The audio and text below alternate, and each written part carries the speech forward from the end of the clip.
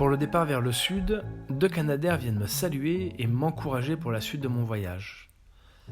L'enchaînement des paysages subjugants me laisse sans voix. J'en oublie le partage avec vous. Mais la voix off est là pour arranger le coup. Encore une fois, c'est ceux dans l'ombre qui font tout le travail. Les conditions de vent sont musclées.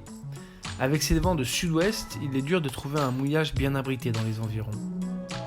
C'est ici, devant le petit village de Galeria, que je trouve refuge.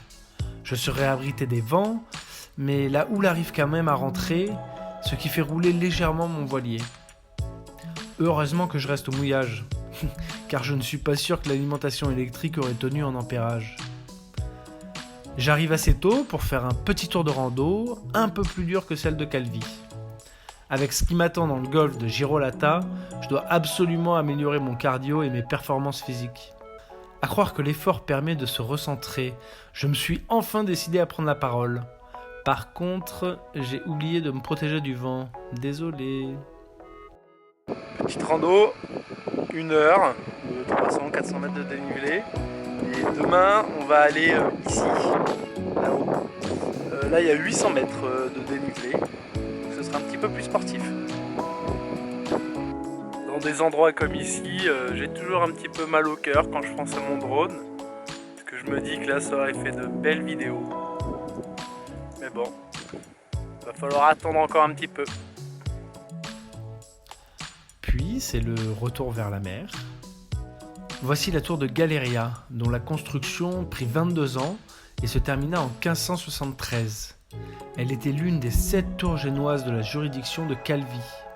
Occupée par 3 hommes, elle assurait la défense des militaires puis des villageois jusqu'en 1792. On a eu une nuit mouvementée vers 3-4 heures du matin, il y a eu beaucoup de vent, c'est monté jusqu'à 40 nœuds. J'ai eu un peu peur pour le mouillage, tout a bien tenu. C'était pas du tout prévu, j'ai revérifié la météo ce matin, ça a changé. Il va y avoir des gros coups d'ouest assez forts, ça a monté à 45 nœuds pendant la nuit.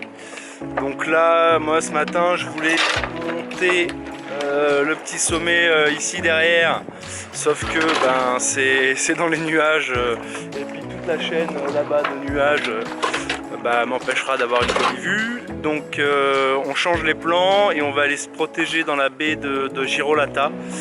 Je voulais y aller un peu plus tard, mais c'est pas grave, c'est comme ça. Donc là c'est pétole, on va se dégager un petit peu de la côte là-bas, de la sortie. Voilà.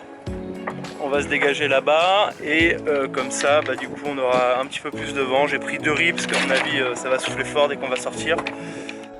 Ce genre de paysage n'annonce rien de reposant quant à la météo qui va être subie. Vu cette tornade marine, appelée trombe, j'ai bien fait de prendre 2 riz. Cependant, j'ai oublié quelque chose de très important.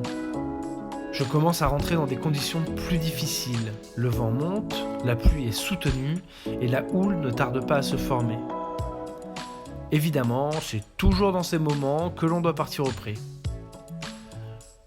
Vu que je n'ai pas d'image de l'accident, je vous l'explique. L'annexe, que vous voyez tractée par le voilier, avec le fort vent, elle voulait prendre son envol. À un moment, ce qui devait arriver, arriva. Avec le moteur hors-bord fixé dessus, l'annexe s'est retournée, son étrave pointant vers le fond, l'annexe était happée vers le bas et voulait devenir sous-marin. Le moteur, la tête en bas, est sous l'eau pendant de longues minutes.